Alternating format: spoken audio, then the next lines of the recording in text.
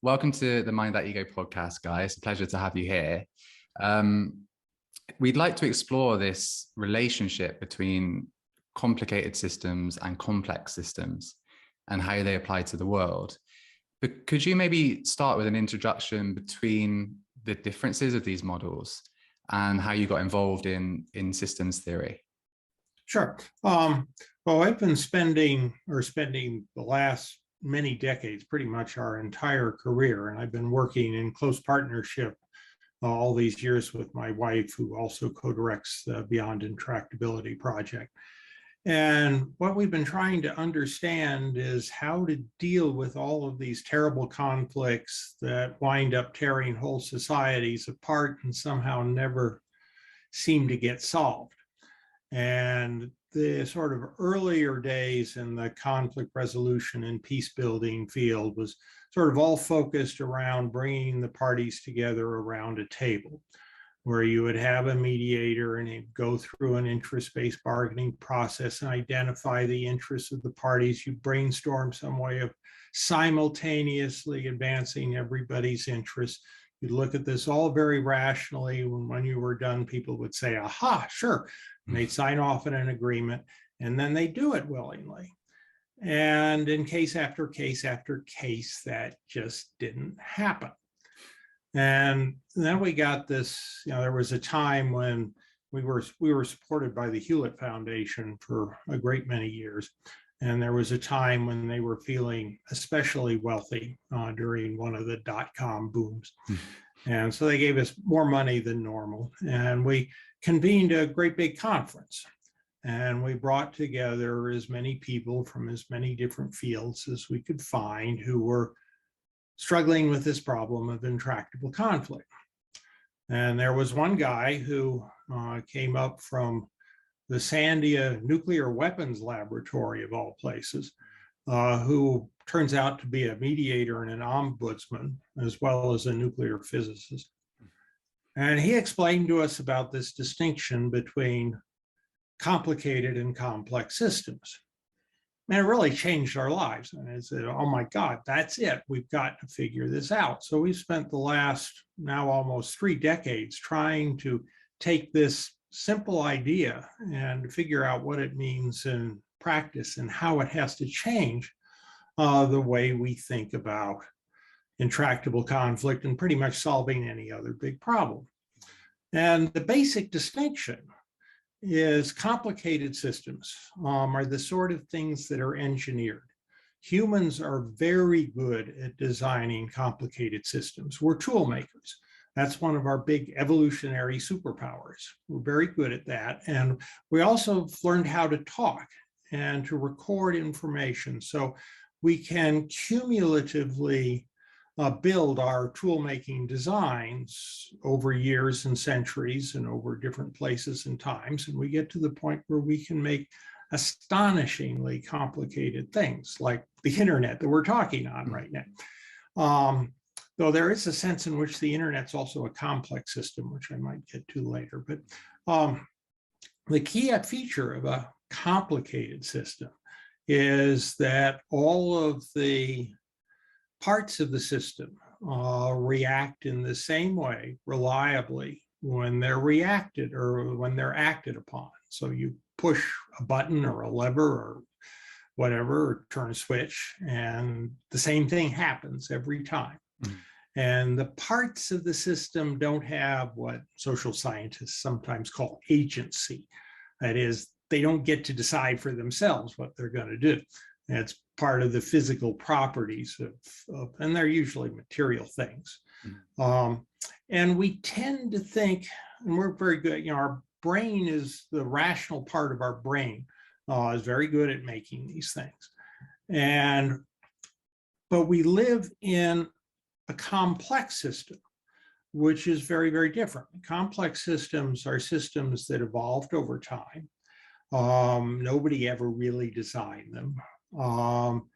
They involve components of the system that, at least once you get into the world of biology and sociology, they have agency. They can decide, well, let's see, I'm looking at what's going on. I think I'll do this time. And the same person or the same organism is likely to respond in different ways to the same situation. And the images that they have in their head are, for more primitive organisms, a little different than that, vary. It's partly rational. It's partly accumulated rationality that turns into instinct. It's partly emotions. The way we think is, it's complex. And it gives us lots of different ways of looking at things. And so when you have a system that is full of individual actors with agency who have worldview images that are semi-rational, semi-not, based on very imperfect flows of information, you get a high degree of unpredictability. And this, once you look at that, this notion of coming up with a nice, neat, rational solution just starts to fall apart. One of the images that I use to describe this to my students is we tend to, when we're thinking in complicated terms, tool-making terms, think of social problems a bit like a game of pool or billiards, where you've got a bunch of balls on the table and you got a cue stick, and you line up the perfect shot and all the balls go in the pocket just the way you want. And the thing that you have with a complex system is that you have a giant table with millions and millions and millions of balls, not just a few. And you got a whole lot of different players that are trying to make the perfect shot at the same time. And the balls keep moving as they're trying to line it up because other people are making shots. And so they keep changing their image of what the world looks like, and they're not really very good at lining up the perfect shot. And you get chaos and noise. And so that would seem to give you a system that is totally, utterly hopeless and dysfunctional. But it isn't. That the principles of evolution and natural selection that Darwin and all these guys came up with, and I was lucky enough to spend most of my graduate student career working for a guy named Kenneth Boulding, who wrote a book called Ecodynamics that makes the case pretty persuasively, I think, that both in the physical world and the biological world and the social world, the ecological principles are what drive evolution, and it led us to the world that we live in today. And it's the driving set of principles behind everything. So there are things that happen in ecosystems. And one of the other things that he argued is that, again, at all three levels, physical, biological, and social, there's systems that combine energy, materials, and information, or what he called know-how, which is knowing how to take materials and energy and putting them together and to do something. And the nature of that know-how changes. When you get into the biological world, it's in DNA.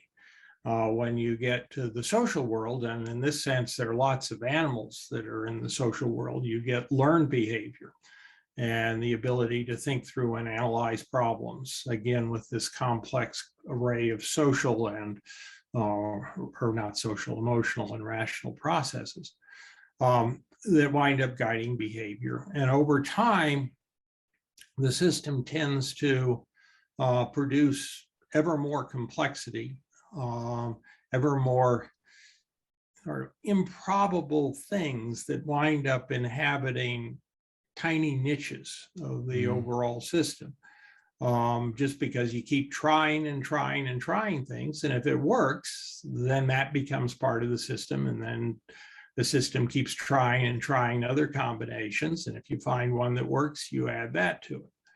And that's wound up what drives society. And as I was saying when we were talking before we formally started this, that the driving engine of this is the school of hard knocks. That if you wind up doing something and that doesn't work, well, you get deselected, or you get, so unsuccessful that you just sort of barely squeak through and survive.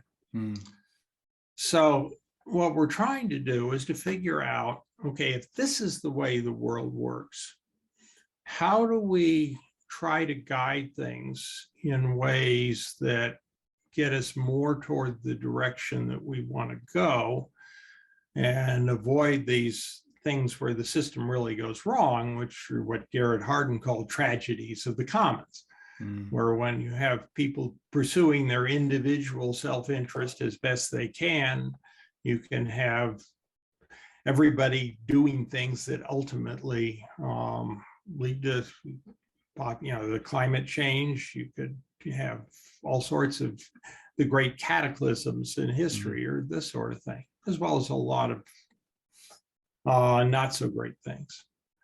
So that's kind of a rambling start of a very big topic, but coming to grips with the fact that that's the way the world works, and that people have different images and they act differently. The other thing that I should say that I think is also really important is that we have this image, okay, so we're dealing with a complex system. So you've got all these individuals, and individuals are supposed to go out and analyze the world around them, get properly educated so they really know what's happening. And then they make decisions that are based on their interest, but the enlightened interest of the larger community, so they don't fall into tragedies of the commons and all that. The deal is that nobody's smart enough to do that. And any society that's that individualistic isn't going to make it. The only way that you can come close to thinking like that is as a group. So we have it's important, I think, to think about knowledge and insights and what we know as a group thing, not an individual thing. And one of the features of groups is that in order for it to function, you've got to sort of keep everybody on the same page. You've got to identify who's in your group, who's on your side, and other groups that might be competing groups. One of the psychological things that you learn that gets incorporated into your brain, which is part of how we survive in complex systems, is to treat things with caution. And one of the things that Wendell, and he's the guy who first got us thinking about this, like to say is that they've got scientific studies that prove that the fear part of the brain is wired ahead of the hope part of the brain. So things to be afraid of are something we pay most attention to. So you've got groups that realize that they've got to stick together. They have a whole range of social traditions and norms that sort of insist that you follow group norms to keep everybody together. There are a lot of enforcement procedures. If you don't do that, the group will sanction you in various ways. There is a fear of other groups that are competing. So you try to, and these have been selected for over time, and they're deeply wired into the brain. The neuroscience folks are actually finding how the brain does all of these things. So it's also important to think about this process of making it in a complex ecosystem in group terms. And you've got a lot of different overlapping groups on different dimensions. And this, from time to time, you get people just sort of think, well, wait, we should all just pretend like groups don't exist and we're all the same. And it doesn't work that way. So then the question is how do you learn how to cope with all this? So could it be, from what I gather from what you share, and there's so much to unpack and explore with this idea of, in a complex system, there's also like emergent qualities. So you have almost groups within groups. So could it be that those, like the individuals in the group make up one system, and then the group within a community make up another, and that's like one way of working out how they all kind of interact is part of the challenge, I guess. There's certainly layers upon layers upon layers. Yeah. And you have, there's the old line about, there's a good quote, and I'm not quite remembering it, but it's, well, there are two variations. One is that, you're competing with your brother, but against, if anybody attacks my brother. So you have to start with sibling rivalry, but if anybody attacks him, I'm on his side. But if anybody attacks our community, well, I'm on the community side. Right. Yeah. So you work your way out. And there's the other line, the enemy of mine enemy is my friend. So you have this coalition building imperative, which is what drives the polarization process and what ultimately has divided the United States, at least spectacularly, into two warring factions, that you've got to pick a side. And you wind up having to give up a lot in order to be in one of these big coalitions, but you don't really have an alternative. And then from a peacemaking or peace building perspective, the trick is to figure out how to get away from all that. So there's to kind of summarize from what you've shared. So we have this distinction between complicated and complex. Complicated being maybe more mechanical in its nature, more something you can almost work out rationally and break down into its smaller parts. Yeah, again, one of Wendell's lines is, if you're thinking in terms of organic metaphors, ecosystem metaphors, you're coming closer to thinking in complex terms. If you're thinking in mechanical engineering terms, you tend to think you're thinking in complicated terms. So like a jet engine versus the weather, or versus the flock of birds. This was something I read on your website. I love this idea of the flock of birds and the individual agency that they have. And yet as a whole, they have like coherency. Are there any examples of complicated systems, like organic complicated systems? Or is that almost like a man-made thing in itself? Well, organic systems are sort of in this in-between world. At the level of relatively advanced organisms, birds and mammals, and probably, they're reptiles and all that, they can be downright smart. I just sent my granddaughter a picture of a crow that was doing a shape sorter puzzle.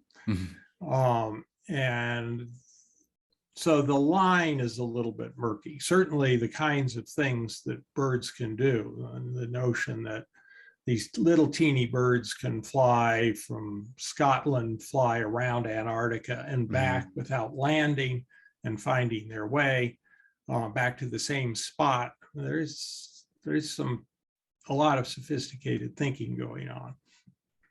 But I think in general, it's true that if you have, and this is the human race's big superpowers, is that we can analyze things in a way that other animals just can't. So it's that, as you touch upon, so it was Wendell Jones was the man who introduced this theory to conflict, as I understand. Well, he just introduced it to me personally. And that it isn't like it's his idea. But it was also an example of how you get somebody like a physicist and a nuclear weapons designer talking to peace builders, and you get that kind of cross-fertilization leads to ways of thinking that you wouldn't otherwise have. Yeah, because he was the person who linked like the already established systems theory to human interaction, almost, as if I'm right in thinking that. Building upon. He's a guy who noticed this, and this is another thing is we wind up picking on a few super famous scientists or thinkers, but a lot of these ideas kind of percolate into the society at the level of lots of people. And while we may make one person famous for it, that's something that happens at a lot of places at the same time in general. So this issue then of almost like a conflicting worldview. So we have like the experiential understanding of the world, the universe, the cosmos being complex rather than complicated. But a lot of issues arise when we attempt to apply complicated thinking, analytical thinking, even the ideology that things such as human conflict can follow concrete rules, can be broken down rigidly and logically, is almost a flawed way of looking at this. How would you, so with the work that you do, let's start with polarization. If you were looking at the level of two people having a conversation and they've got opposing views, and there's I read on your website, I really liked this quote. It was, the enemy is not the other side, it's conflict escalation. So this idea of like these competing points of view keep pushing against each other, and really one person's trying to be right or convince the other. But complex thinking, complex system theory can shift that. How would you apply that kind of model to that kind of polarized conflict on a individual basis? Well, I think the first thing to understand is that there are entirely different, what you might call troubleshooting strategies for complicated and complex systems. Now, in a complicated engineered mechanical system, the troubleshooting strategy is you talk to the guy who designed it. They've got plans. If it breaks, you can figure out what piece broke. You can go repair that piece, put it back together, as long as you got enough money to do this. If it's a really badly designed thing, you might discover that, well, it's just never going to work because you did it. But in general, it's an engineering problem. And you go and you find out the flaw in your engineering, or find out that some part exceeded its normal lifetime, and you replace it. That's not how you deal with complex systems. And I have to keep being careful to say complicated and complex at the right time, because in so much of everyday speech, there are synonyms, and the brain doesn't quite make this distinction. So if I say it wrong, that's fine. But in complex systems, the way you approach it is what I call the medical model. Say doctors are dealing with the human body, which is a complex system. They don't understand the whole system. It evolved. They don't have plans. But what they do understand is within this complex system that's the human body, there are things that can go wrong. And sometimes those things are things we can understand, whether it's simple, like a fractured bone, or an infection with the streptococcus, and you can get antibiotics and fix it. So in general, what medicine does is they focus on identifying as many things that are going wrong in your body as they can, and trying to focus on things that are causing the most harm, and things that they really understand enough to be able to do something about it. And sometimes they'll come back with treatments that are complete treatments, and you're cured and it's over and it's done. Sometimes they'll come back with ways of providing symptomatic relief, that you still got the disease, but if you take these antihistamines every day, hay fever is not going to be all that bad. Sometimes it's going to be learning how to live with it. So you spend your life in a wheelchair, but you learn that, hey, you can play hockey in a wheelchair. And sometimes there are things that they can't solve, and you either have to suffer from it or you may die from it. And the same principle applies at the social level. There are some things that are going wrong. And just, going back to the doctor medical metaphor, and they can't make you perfectly healthy, but they can make life a whole lot better. And so you go apply the same principle at the societal level. What you're looking for, we call them destructive conflict dynamics, and they can occur at the social level. They can also occur at the level of individual decision-making in psychology that cause a lot of pain. And sometimes we can figure out, okay, if you just get people down and talk it through, they'll realize that they really weren't all that mad at each other. It was just a misunderstanding.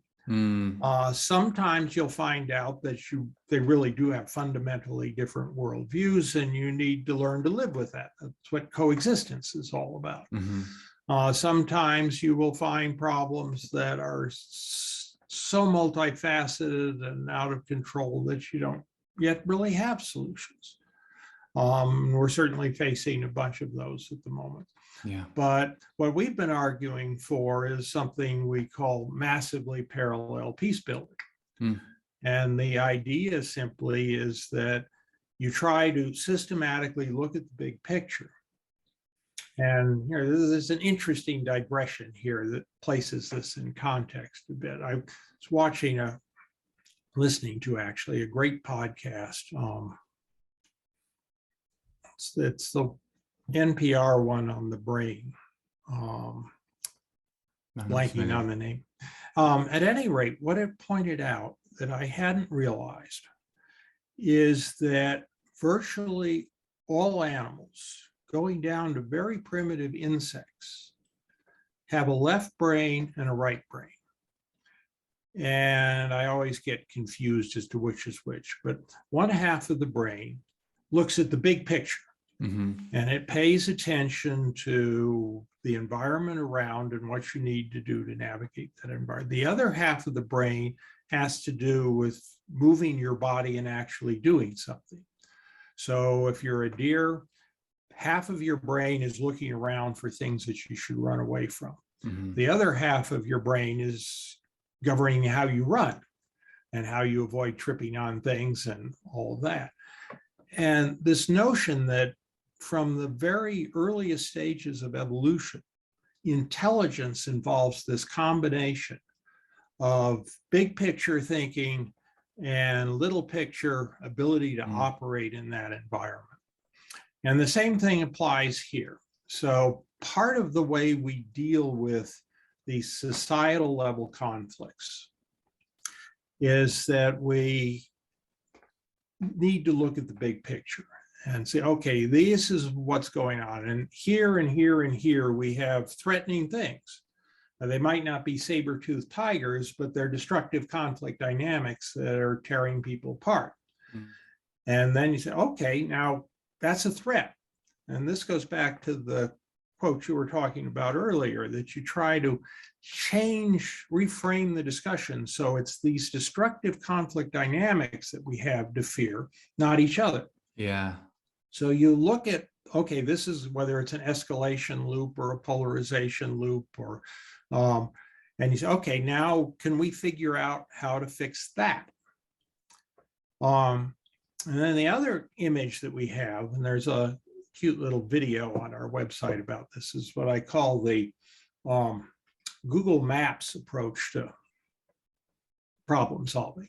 And I take a few liberties with what Google's actually doing. But if you look at Google Maps and Google, especially Google Traffic, and you look at, I've got a picture of a Google traffic map of a big city at rush hour. And it's got all these little highlights around the map where there's a traffic jam, and it's either construction or an accident or this or that or the other thing. What we need to do is we need to build a map like that of the human conflict system and look at all the places where things are going wrong. Yeah. And then the thing that you do is you combine this sort of collective identification of areas where there are problems that need fixing, with what in the United States anyway, we call an adopt a highway program, where somebody says, I'm going to take responsibility for fixing that. And they get a little sign. But what we need to do is to encourage people not to think, oh my God, what's the solution? Yeah. And you start looking, and we have these huge debates over which theory, if we just listen to this guy, everything would work. It's the perfect pool shot. Yeah. What you do is you need a whole lot of different folks, not working on the same problem, working on different problems. And with enough coordination, enough sense of the big picture, so you don't duplicate effort, but enough competence and skill to execute their part of the problem successfully. And that's the way you solve problems. And so what we've been spending, and we're getting closer to a new upgrade of the system that will make this a lot clearer, highlighting all of these things that are going wrong and things that people are doing to try to fix them.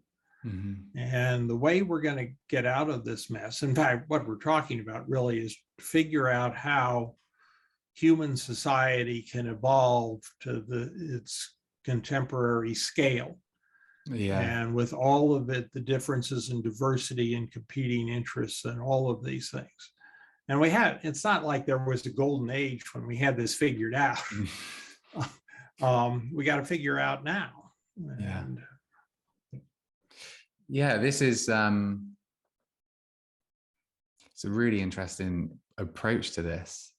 Understanding this combination of the intricacies and the bigger picture. And when you were talking, I was thinking of this idea of holism, and how the parts influence the whole and the whole influence the parts almost simultaneously in these kind of advanced systems. And at the same time, there's a really interesting link with the definition of health. And it came to mind when you were talking, the idea, I think health is linked to, I want to say, the Greek word for whole. And it's looking at, this maybe human, and the human body is a microcosm of the universal principle of that holism. And I know, I've forgotten his name, the teacher that inspired you early on. Boulding? Boulding, yeah. I know he was interested in holism related to economics and this overlap. And I wonder, it's a paradigm shift, right? Like, it's a significant paradigm shift in how we approach issues with society, how we approach issues with each other. And there does come, it seems to me, there's an element of embracing uncertainty and not always feeling so certain of having the answer. Like you say, we like to find the solution, but to see everything as more organic and ever evolving, and focusing more on principles and rules rather than fixed problems and fixed solutions. Well, it's certainly true that you need to focus. Everything that you said, I think, is right. One of the things that we try to argue about is that the thing to focus on is general principles, rather than specific cookbooks. Do this, this, this, and this in this particular order. But if you understand the sort of big dynamics that are at play, you can say, okay, well, let's try to do this. But you've got to keep monitoring what you're doing, because, going back to the pool table analogy, all these other things are happening at the same time. And something that seemed like it made sense 6 months ago might not make sense anymore. And you've got to be willing to change and adapt. And some of our other colleagues have been fighting with funders for a long time, because they expect you to write a proposal that will lay out what you're going to do for the next 3 years, and that you then do those things. They want measures back to prove that you did those things and that it had the desired effect. But the world changes in that time. And the plan that you made this year isn't going to work in 3 years. And you've got to be able to adapt. It's almost like a rigidity with the method itself sometimes, by the sounds of it. So you need flexibility and a certain amount of accountability. So you're really pushing and trying to do well is good. But the other line we use is that we need to build a learning curve accelerator. And this is why we're so interested in the web, is that people learn about these things and they get smarter over time, but you don't live that long, and these problems don't come up all the time. It takes you a long time to learn, and there are a lot of things go wrong while you're learning. So if you can build a system that can make people learn about this stuff faster. Now in the United States, we've gotten so scared of teaching civics that we don't, because it's so politically controversial.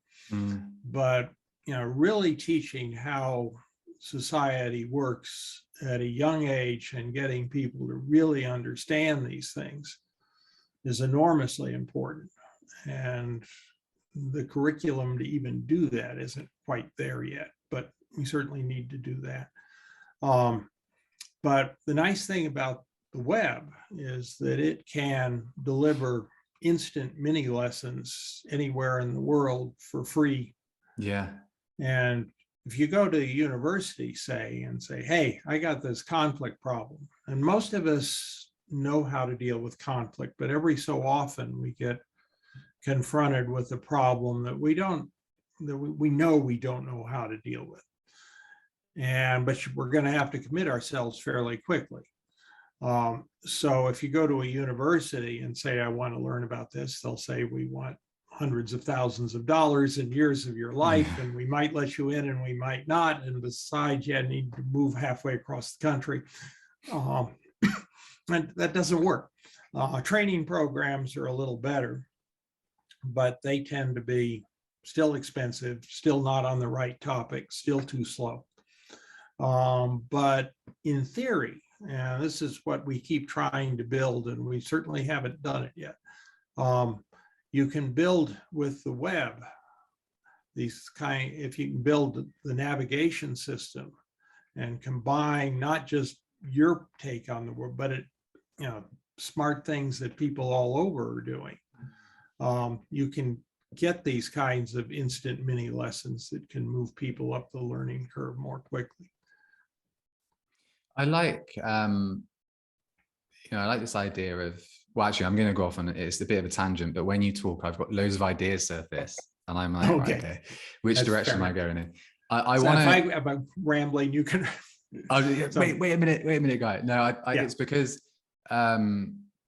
there's so much in it in terms of the worldview, and then I think of how that interlinks. We spoke before in our dialogue about the mechanical worldview and the quantum worldview, and maybe we can explore that in a bit. But in the Western world, we tend to have a material worldview, one that is reductionist by nature, that we feel at some point we will understand everything by mechanically working through.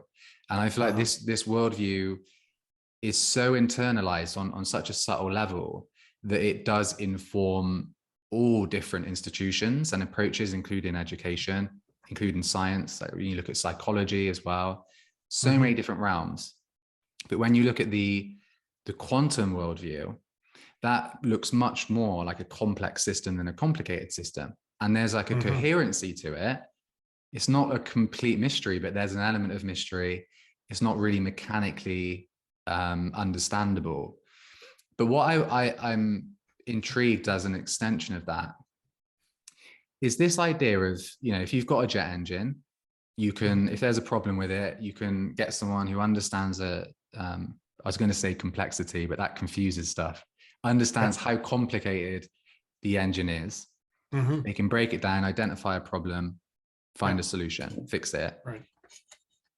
With the complex nature of reality and interaction and society and all these different areas, is it almost flawed in a sense to even begin to think, can we isolate individual things if they're all part of this wider whole?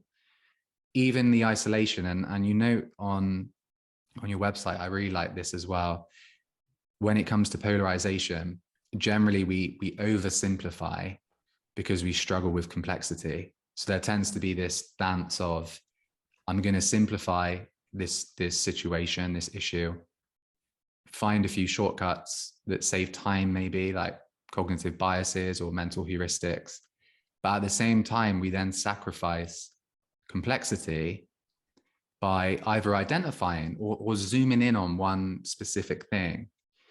So to kind of transform that into a question, how, with complexity, how do you kind of zoom in on an issue whilst retaining the bigger picture? Is there a process involved in that, do you feel, in that kind of balancing act between the two? Well, part of it is a specialization, division of labor process. That's also the key to the success of human society, is that we don't really have to understand more than a small part of what's going on. We've just had our neighborhood supermarket open after a terrible mass shooting almost a year ago. But if you go into a supermarket and you look at all the stuff on the shelves, and there will be fresh fruits and vegetables, and you think about what had to happen in order to get all of that stuff there, so it's always there and you can always count on being able to buy this staggering array of products. That is a system of specialization. And all the people who did that wind up doing just very small parts of it. There are people who know how to drive trucks. There are people who know, there are speculators who deal with futures of various food products. There are all sorts of things. So the way that part of what you want to do, and this is the other side of this learning accelerator, is you don't want to just accelerate the learning at an individual level. You want to do it at a societal level. And then there's also a need to pick your problems. And another lecture that Kenneth Boulding used to give a lot that I think pertains to this, and I like very much, is he drew a distinction between what he called the peak and mesa theory of problem solving. And the notion was that we spend often too much time, and here what he'd imagined was maybe a bar chart of all of the different possible futures. And then you had the height of the bar according to how desirable that future was. And those who believe in the peak theory focus all of their attention on finding the very highest bar, the best possible outcome. And they think that everything else is nowhere near as good, and that optimizing things and finding the best is what's important. And he thought that just fundamentally misunderstood the world, that really you've got a whole lot of possibilities that are all about equally good. And fussing a lot about whether you're going to be this one or that one or another one doesn't matter so much. What matters is to avoid falling off the edge of the mesa or the butte and down into this chasm. So what you focus on are the things that can go very, very wrong. And you put a lot of attention into protecting yourself from those. And maybe human society will get to the point someday in future generations can fuss about making things optimal and utopian. But if our goal now is to avoid catastrophe, whether it's a total climate breakdown, whether it's a really bad pandemic. This was kind of a starter pandemic that is nowhere near as scary as the smallpox epidemic that basically took out Native American populations in the Americas, which is why all the Europeans were able to conquer the place. There wasn't any people there, like 90% of the population were away. And there was the Black Death and the plague in Europe, and but we're nowhere near ready for a kind of cataclysmic pandemic.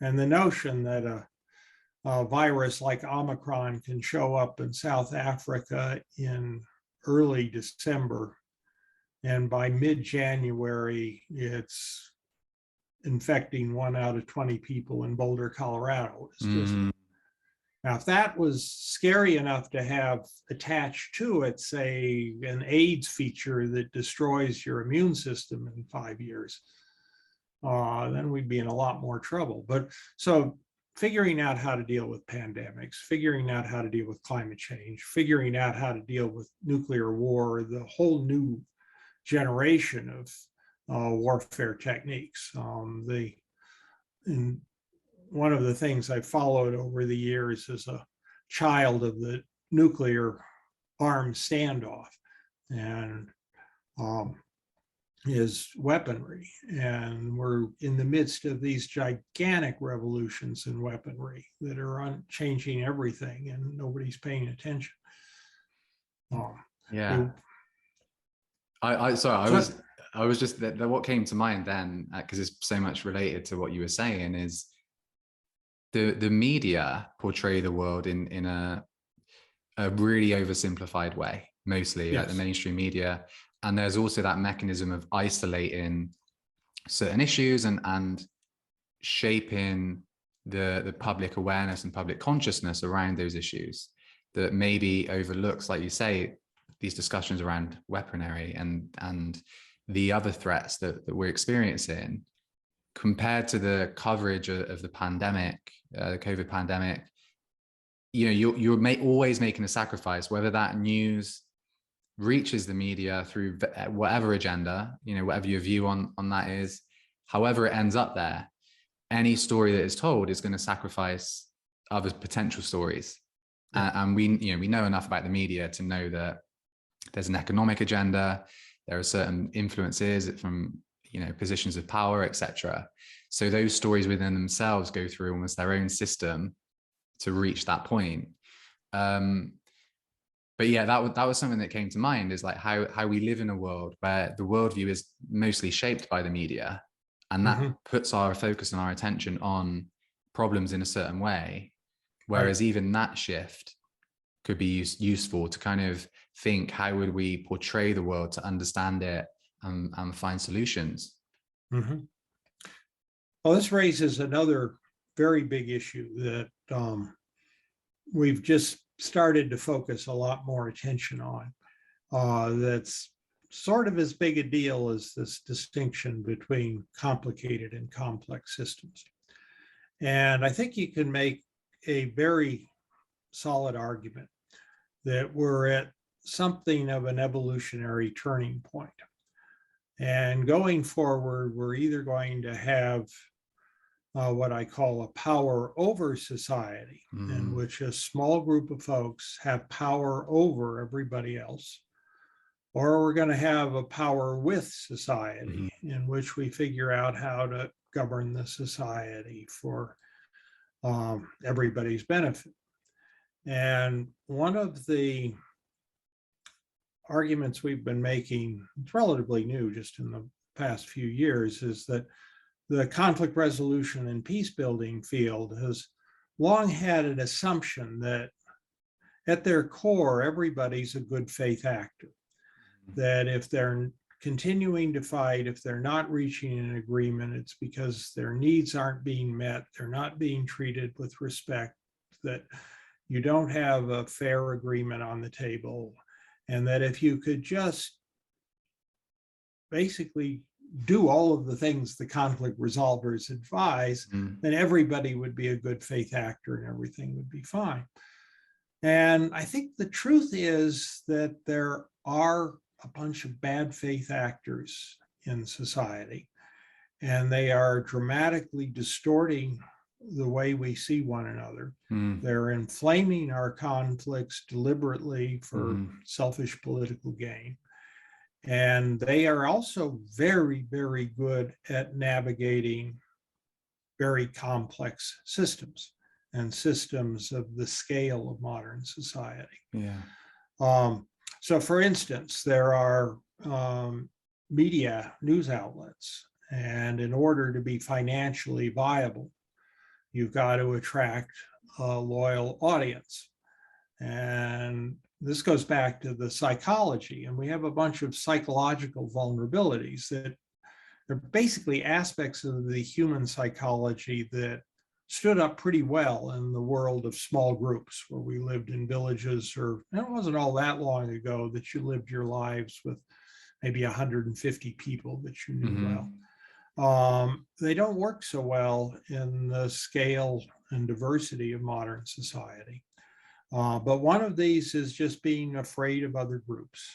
So you're getting media outlets, and you have the sort of crazy fringe media outlets that are peddling all sorts of elaborate conspiracy theories and craziness.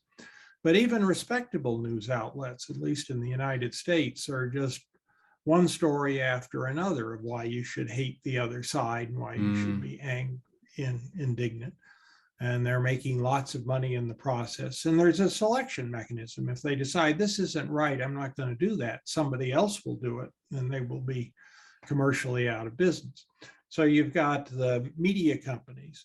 You've got one of the things that we're seeing involved in a project on this is that geopolitical rivals have throughout history resorted to a wide range of dirty tricks to try to weaken political rivals.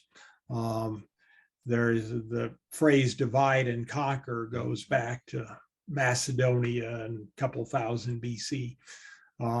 And so a lot of these tricks have been in use for a long time, but we're playing them more vigorously with the new technology of mass communication and social media, and the ability to fake the millions and billions of fake Facebook accounts. We can do really astonishing things. The kind of information profile that you can have that tells you how to tailor a piece of propaganda to a specific person is unrivaled. We've never had that in human history before. So you've got these geopolitical rivals. You've got closely aligned tyrant wannabes, folks who want to seize control of a society. And the way you do that is by getting everybody to hate each other, and then you align yourself with one group and you dominate the other group. There's mobilize the base politicians that have figured out the way to get the vote out is you make people absolutely livid. And it goes on and on and on. But we need ways of dealing with this. And it isn't the same set of conflict resolution tricks. It's not interest-based bargaining. And these guys are not above acts of violence to try to stop people who might actually present a significant threat to what they're doing. So that's a real struggle as to whether or not the forces of division will lead to a power over world, or whether we're going to overcome them and have a power with world. There's so much like in this topic, and I can feel like even within myself, right, I'm about to talk and this self-censorship mechanism can come online. When we talk about the pandemic, it's so polarized that it's hard to have an open discussion without some form of self-censorship, at least in my experience. But the reason that I got interested initially in this idea of complex versus complicated systems was exploring the nature of the pandemic and the way that, at risk of kind of expressing something controversial, the entire world has had its focus on one problem and one solution for a long time. And the rhetoric around that one problem, one solution has been completely refined at the expense, at least in my understanding, and it seems to be logical as far as I can tell, that many, we'll call them actors, regardless of their intentions, have put all the emphasis on the issue of the pandemic, the spread of the virus, and then vaccination as the one solution. And that in itself is, there are many complexities with that, and there are different views on the information stream and the way that people are polarized between trust and mistrust in institutions. But one thing that strikes me is that the media and governments, in a form of unison, appear to have placed all the emphasis on one solution, being the vaccine, at the expense of viewing the pandemic in a complex lens. And when I say that, I mean a complete neglect of the repercussions of what the extremes of lockdown and social restrictions have. And it's almost as if, my background's in mental health, and exploring that's how Mind That Ego was formed. It was based on looking at a world that did not support our mental flourishing. And that's just something that's really struck me. This model of complicated versus complex is emphasized so brightly by the current pandemic and the approach that has been taken, to the extent that any dialogue, and this is my experience of it, any dialogue that suggests any solution outside of the vaccine is shut down. Any dialogue that says, what are the complexities of the severity of illness, is shut down. And, we can dissect that and look into that, but I almost feel like we've reached this point with the pandemic, regardless of your view on any of this stuff. We've reached a point where the futility of this complicated model has really become apparent, and the absolute necessity of taking on a complex view has become equally apparent. What are your views on that? And I appreciate, it's a heavily, polarized topic, and there's a lot of emotionality around it, but I see it as one problem, one solution that's making a select few incredibly rich at the expense of dialogue around, other problems. Well, it's certainly something, and I will admit that I started the pandemic with this complicated worldview, expecting the CDC to plan it. But if you think about it, certainly not as what's happened, but the same principles of massively parallel peace building apply. That one of the things, if you're going to take a complex view of something like this, and the same would happen for 9/11, or it was at a slower pace, climate change. But what you're getting is you've got all of these individuals with their imperfect decision-making structures built around groups and group allegiances and group hostility. And you have an event that alters the opportunity and risk landscape dramatically. Mm-hmm. So all of the things that you thought you could do and be reasonably confident would be successful, a bunch of them aren't going to work anymore. And it creates a whole bunch of new opportunities. Now, ideally, what you want is a kind of massively parallel problem-solving response. And the sort of classic example is the United States and probably all the rest of the countries in World War II, where everybody was focused that what we had to do was to win the war. And everything, absolutely everything, was subordinated to that. You quit making any consumer products at all. Mm-hmm. If you were a little old lady, you spent your days knitting caps and sweaters for the sailors. It was total mobilization. But the thing was that it wasn't all command and control. Is that, there was a command and control, and there were generals that got famous or infamous if they were on the losing side. And this illusion that it was all directed. But mostly what it was everybody agreed on a goal, and they would, within whatever areas of influence and talents and resources they had, would do what they could to pursue that goal. Mm-hmm. And so ideally with the pandemic, you would create lots of opportunities, which in fact you did. So we got these vaccines, which are still pretty miraculous to do in that pace. We're now getting treatments that are supposed to be as good as the vaccines. Had it been a more severe pandemic that attacked younger people, this would have been more critically needed. But the group structure of society still is problematic. So we have these elite knowledge workers who, there's a pandemic on, I'll just stay at home. I can do everything by Zoom. I've got a nice little office here, and we'll call, we have Instacart, so you don't have to go out. You call up and somebody else will deliver your food and everything's fine. And if everybody just stays home, my risk is next to zero. And then there are all the essential workers out there that we're expecting to be able to do all the things to support our ultra safe lifestyle. Yeah. And the fact that they kind of bristle at all of this is not surprising. And it illuminates a lot of the big class divides.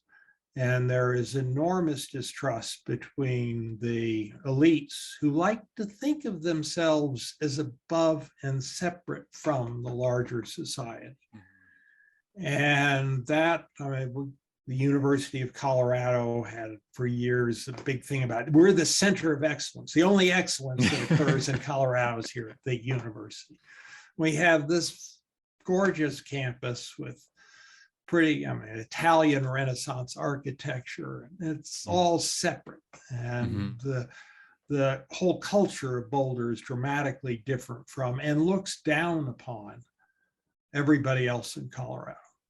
And again, going to this group structure of the way people react to things, the biggest thing that makes you decide whether to trust somebody is whether they treat you with respect. And the technocratic elite doesn't treat the rest of society with respect.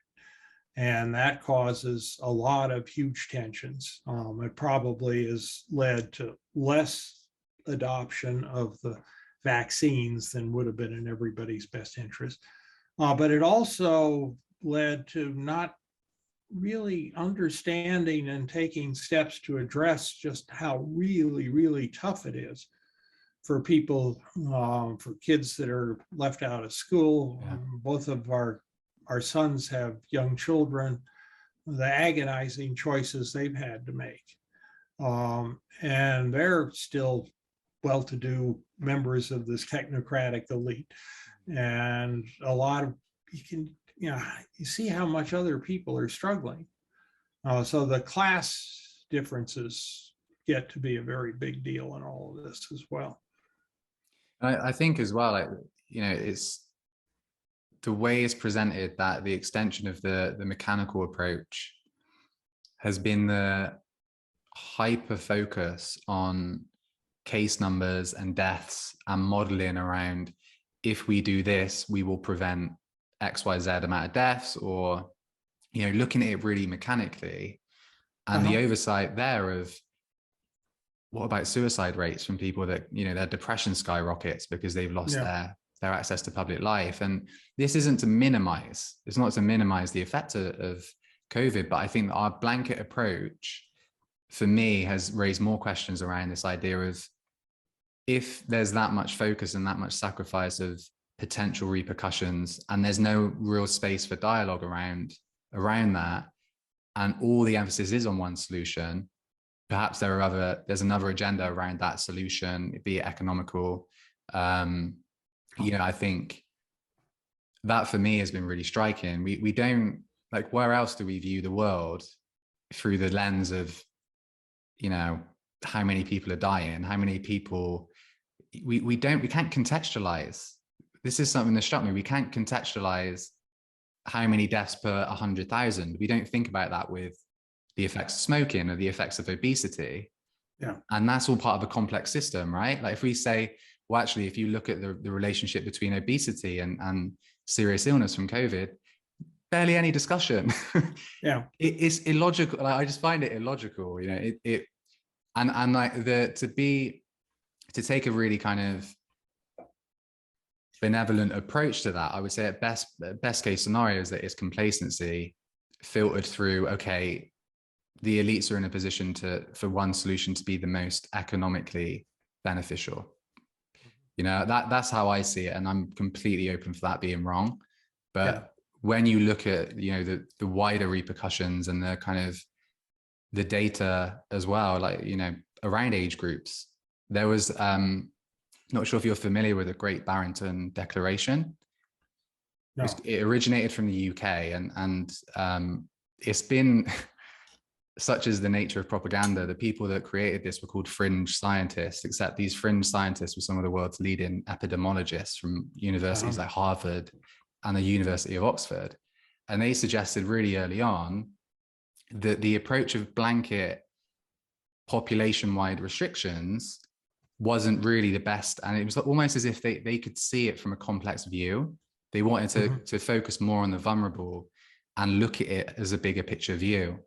So really, like, the point I'm making with this is not only, you know, it's the necessity of looking at it in terms of complexity, but also questioning in the nature of the media and the nature of big pharma, for example, as well.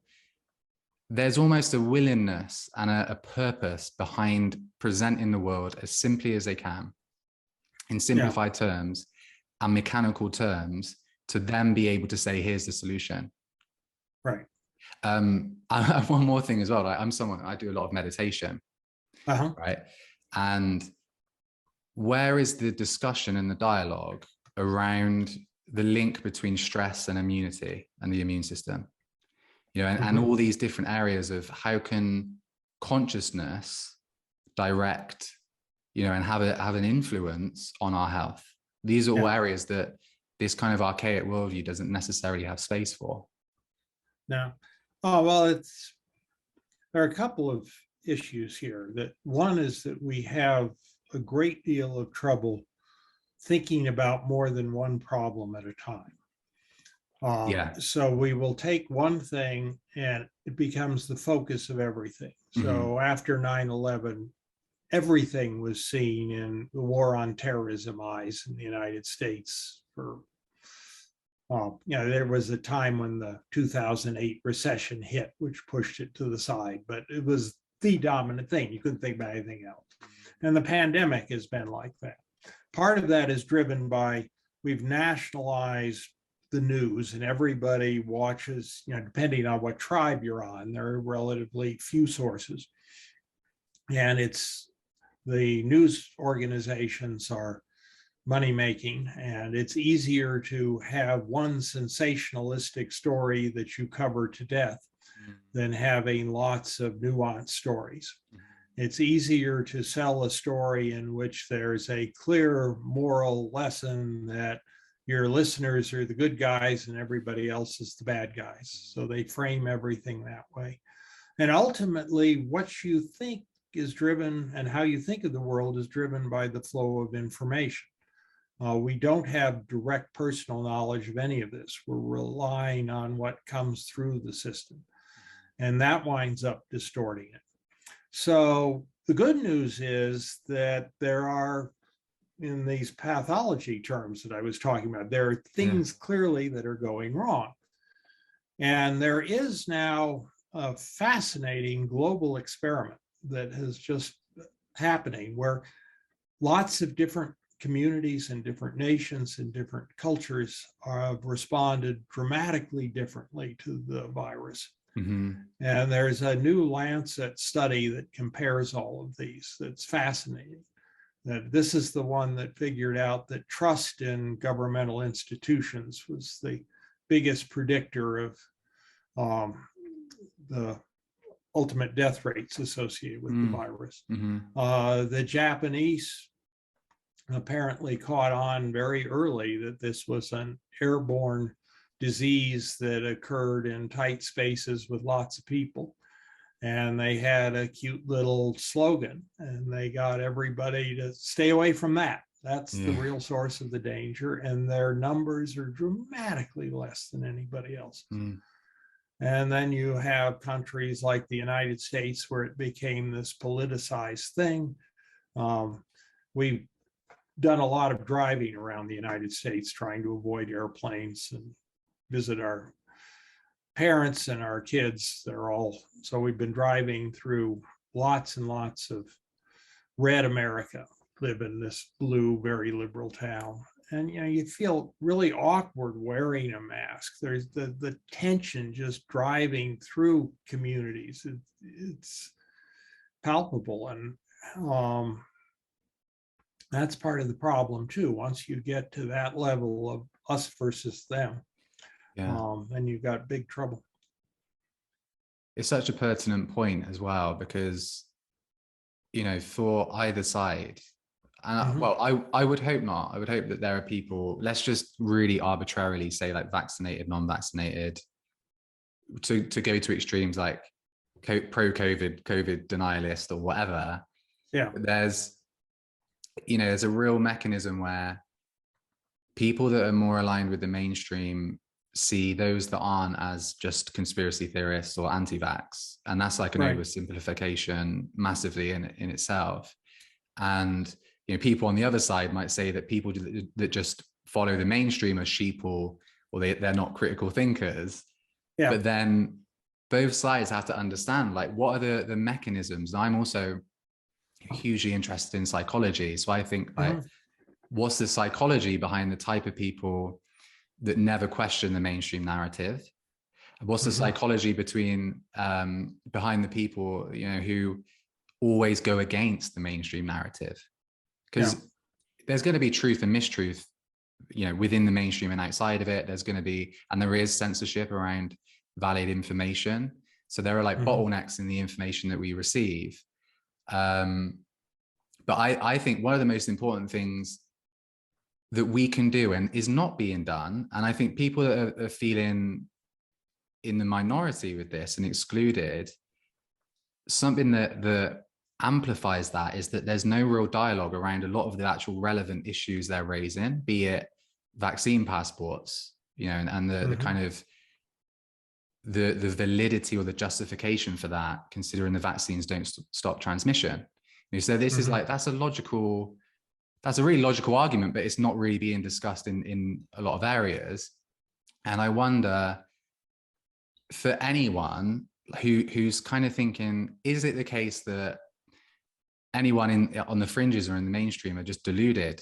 Is it the case that there's this term that's been adopted called mass formation psychosis, right? About this idea of this single point of focus has created some kind of collective trance. It's not that necessarily everyone who aligns with the mainstream is in a trance, and a lot of people have valid reasons, but we have to look at the underlying structures that are preventing people, from getting a decent flow of information, so that we actually have a really valid access, and there's no real restriction around that. And B, the way that information is then sifted through and understood through dialogue. And as far as I can tell, both of those things are lacking, really. Yeah. Well, there's a bunch of issues there. First of all, I think that if you would really have, given the complexity of the problems that we face, not just the pandemic, but lots of other ones, we are only going to be able to figure out a way through some of these more serious things through a process that involves this kind of real dialogue with experts who approach it from different perspectives, who use real evidence, that compare different methodologies and look very critically at one another's work. And right now, that kind of analysis is pretty separate from the rest of the society. It's not trusted. It's not really encouraged very much in universities. Universities are far too focused on avoiding some of the big controversial issues and sticking with the orthodox views of one sort or another. Going back to some of this neuroscience stuff, that it seems pretty clear that there are personality types, and the vast majority of the population is very reluctant to challenge the group. If they're on the other side of the political divide, you call those folks as susceptible to authoritarianism. If it's on your side of the divide, they're just helping you, enforce what's being on the right side of history. But there's a pretty small portion of the population that's crazy enough to actually try to go against the group. And from an evolutionary perspective, that makes sense. You want to have a few innovators out here trying crazy things in case it turns out one of them would actually have a good idea that you need. Yeah. but you still need to preserve group solidarity, and you can't have everybody going off in different directions at the same time, or you'd have, social fibrillation, you could call it. It just wouldn't work. So but you need to kind of recognize that balance is there and respect it for what it is. One of the other lines I've been pushing is we need a more diverse diversity. That at least on the left in this country, we're pushing for diversity, equity, and inclusion. But what that really means is we want to include everybody from the liberal political coalition. If you really are on the other side of the political coalition and don't agree with our views on religion and family and sex and gender and all of that, well, then you're just wrong and out. Yeah. And, in a world that's this big, you can't do that. You have to have some coexistence and mutual tolerance and respect that tolerates people who have fundamentally different and contradictory and competitive worldviews, just so you let everybody live the way they want. This is the wisdom of freedom. It's an organizational structure that makes a power with society work and not a power over one. Now, one other thing that I usually talk about in something like this that I haven't mentioned that I think is an important idea, that is, I tell the story about how I was on a panel once with a very famous physicist. And he explained that one of the real benefits of being a physicist was understanding deep down inside orders of magnitude, factors of 10. And then he went on to describe how a nuclear weapon is 4 orders of magnitude more powerful than a conventional weapon. And that the speed of the International Space Station traveling around the world is 4 orders of magnitude faster than walking around campus or town or whatever. The thing that is striking is that the difference between the scale of your classic mediation triad, you have one party, another party, and a mediator, 3 people, and the conflicts that divide whole societies, hundreds of millions of people, is on the order of 6, 8 orders of magnitude. So it's 4 orders of magnitude and then 4 orders of magnitude again. Yeah. And quantitative change on that scale requires qualitative change. You cannot approach a problem like that as if it's just negotiating around a table. Yeah. And you need to start thinking about all of these complexity related things we've been talking about. There's so much, like, because I just want to make sure as well, the notes that I made, that I'm not skipping anything, because there's some great thoughts on your website as well beyond interactability, which I will link to in the show notes. One, like, as we kind of draw this to a close, I do want to touch upon this idea of, the conflict between worldviews. And I mean that, like, scientifically, like our understanding, or you could say also this idea of, like, the materialistic and the spiritual. And I use that term to kind of cover the understanding of some invisible, be it consciousness, and invisible intelligence that interacts with the physical world in a way that's not fully understood. David Bohm is a quantum physicist who looked at the implicate and explicate order and how those two relate, and his theory that consciousness is fundamental. The reason I mention this is because my understanding of, clearly I'm not like an expert on quantum physics, but my understanding of it is that it operates as a complex system. And I'm just gonna, this is from an article on your website. I think it might have been Wendell Jones who wrote this, but he talks about the assumptions of the Western worldview. And the assumptions are that every observed effect has an observable cause.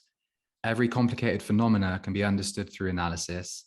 The whole is understood by taking it apart and studying the pieces. Sufficient analysis of past events can create the capacity to predict future events. So this is stuff that we've covered in this talk. Yeah. But it fascinates me that that's also the approach of the Newtonian view of like conventional physics. Now, if you look at quantum physics, there is this largely a mystery, but like a non-local element. You know, there's this the idea of quantum entanglement, where the behavior of one atom can affect another atom, even if it's separated across distance. So there's this quality that's outside of space and time almost with quantum physics. And I picked up on this on your website because related to conflict, you say that there's a linearity between input and output, like the idea of the more you accelerate, the faster the car goes. Right. But in a complex system, small changes can actually have a huge, we talk of like tenfold, you know, can have a tenfold increase or an almost unknown impact. And I think of that with the quantum as well, the idea of like the butterfly effect, almost, that like a complex view that and now I'm going on a bit of a spiritual rant, so please forgive me, right?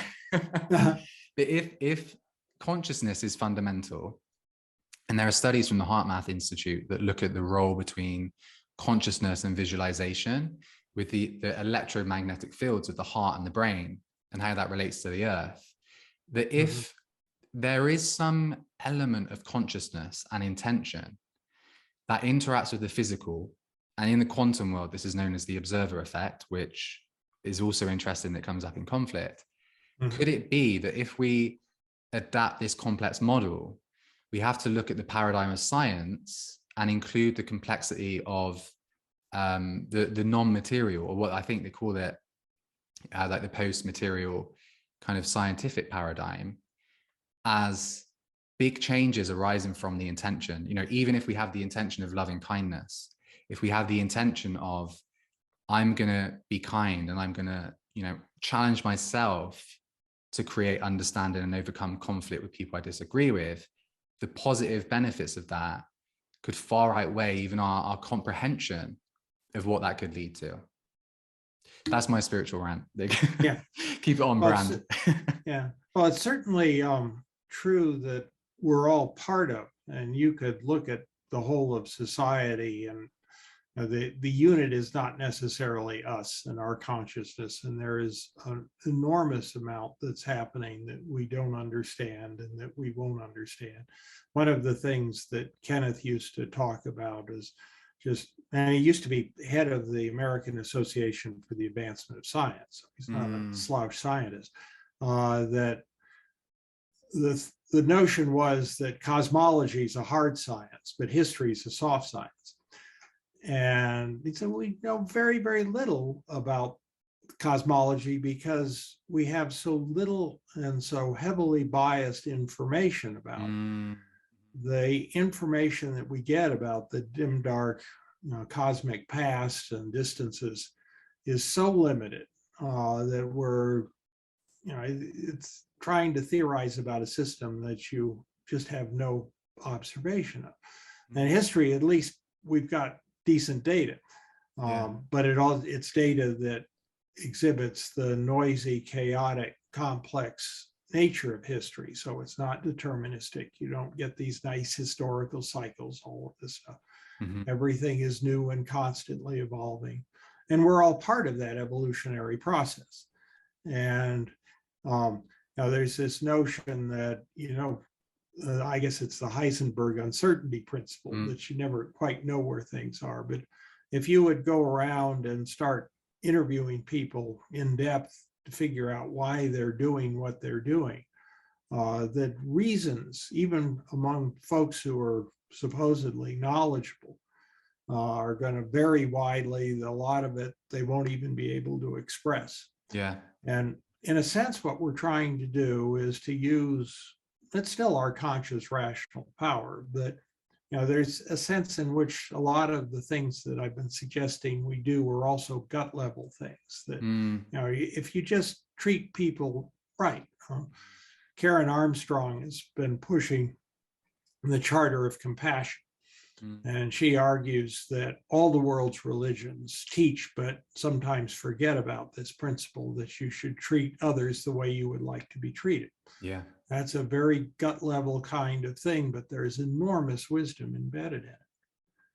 But really what we're trying to do is to have enough of a sense of where the whole ecosystem is going, which less rational creatures probably don't have, to kind of nudge it in a way that we think would be better for everybody. Mm. And it gets even hard to define, what's a better direction other than this broad distinction between a power over world or a power with world. Especially when viewed through like what we've discussed around complexity. And we have to have as much information as we can to inform the context, but it could be even that the prominent idea of a better society, even with the best intentions, doesn't serve a group of people, and then you have to adjust and look and reassess and constantly assess it to say, well, we thought this was some kind of utopia, or at least like some kind of system of equality, but it's not working in the way that we planned. We can take things, we can adjust, kind of always assess and always view it in that way. Mm-hmm. Now there's this notion of cultural lag, that cultures adapt slowly. And they basically change the rules that are traditionally passed down within a group about how people ought to behave with that group. When the environment changes, the rules have to change, or you may find yourself getting deselected somehow. But the problem is that this process of adapting cultural beliefs and norms doesn't change anywhere near as fast as society does.